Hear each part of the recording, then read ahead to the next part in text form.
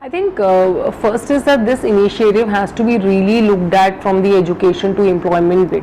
So we don't want to do this that okay, you need to spend 2% on CSR, so here it is. I think the whole team is completely involved and committed to an agenda like this. So it's not that one day Michael decided and Grohe got convinced and we spent the money. So it's a lot of work which they did with the German government, conceptualized the idea, then they brought it to many countries, India being one of them, and then Indian team is completely involved in. So if you get a chance, go and see the lab. So most of the execution has been done by my team in India, and so you can, and there were we have our German principals, German heads of training coming specially, sitting here for 2 weeks and executing this from a conceptual perspective, importing all the stuff. So it's a very serious engagement. When Michael said 500 million, it does not even count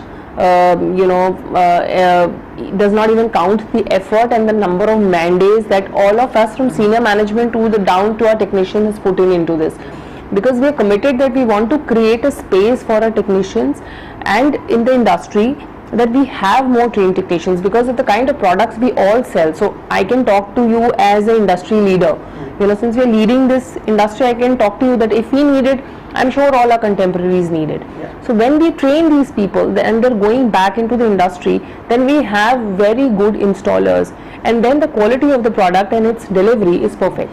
So there is that I would say it is giving back to the society in way of making sure that you have skilled workmanship. If you see how industries move, like if today picking up the furniture online has become so easy, because I think we don't want to engage carpenters. In Europe, most of the people have or US people have a DIY concept, they just do it themselves. But then in India, installer is very critical in our daily lives, and one bad job and you would blame the brand. You would not even think that the guy was not trained. So I think it's a very big step forward, and long term this will give us a lot of mileage, because a lot of our developers come back asking for our trained plumbers and they want to employ them long term, because they will always need plumbers around the year. So there is a lot of employment opportunity that these guys get there, and we have people who've been trained by us. So I think I would say if I have to put a decade together, after a decade probably this initiative will be something that you will hear more from others than us, is what my thought is. Yeah.